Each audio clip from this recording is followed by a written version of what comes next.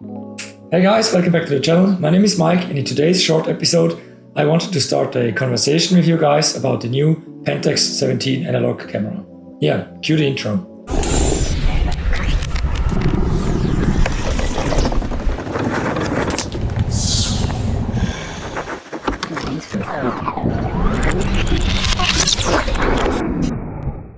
If you're a photographer, I'm pretty sure you've already noticed the millions of YouTubers talking about the new camera in town, Pentax 17. Since I'm a sucker for gear, my inner voice told me to scrap my wallet, grab my money and throw it towards the next photo gear retailer, potentially leaving me living on the streets, because my shitty photography doesn't pay my bills and therefore get murdered in some kind of dark alley behind the McDonald's. But after a bit of research, I started to question myself right before I pulled the trigger, and I came up with some thoughts that I wanted to voice here. The thing is, I still can't find any purpose for this camera. I can't find a target audience, and I do not find a justification for buying it.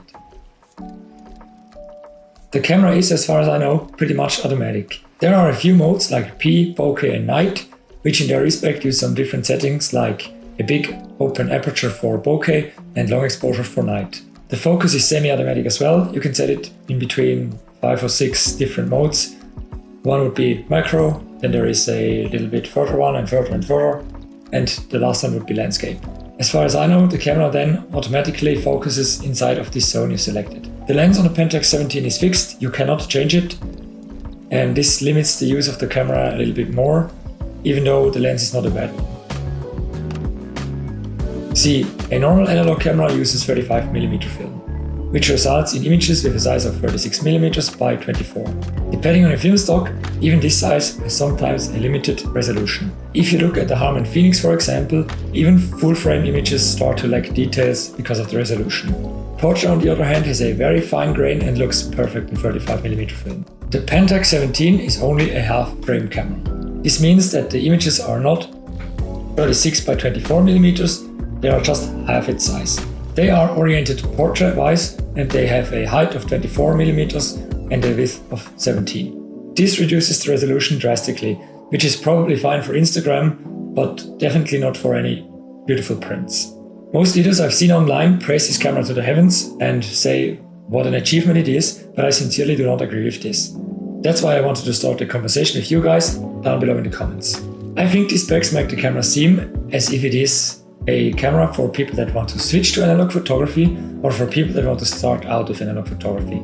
I think this because the camera does not have a full manual mode, it is not as rugged as professional ones, and the whole thing, in my opinion, does not portray the full experience of an analog camera which is derived from nostalgia and history. Then, this camera cannot be for beginners. It costs 550 Swiss francs, which is pretty much equal to $550 US, and I don't think any beginner would spend this amount of money for a camera and his first steps in analog photography. The final point and the nail in the coffin, at least for me, would be that I can get many professional cameras for a fraction of the cost. If you want to go analog, just grab yourself an AE1 or go with a Nikon F2 or some Olympus or Pentax from the same era. These cameras are fully manual, they are rugged, they are cheap, most of them can be found way below $200, and they support lenses which can be changed. Oh, and of course, they are full-frame cameras, so the resolution would be perfect. If this is not enough tech for you and you need something that is more automatic and not as old, you can go for any of the Canon EOS 5s or 7s or even the cheap ones, the EOS 3000. I own plenty of them and I did not pay over $80 for any of them.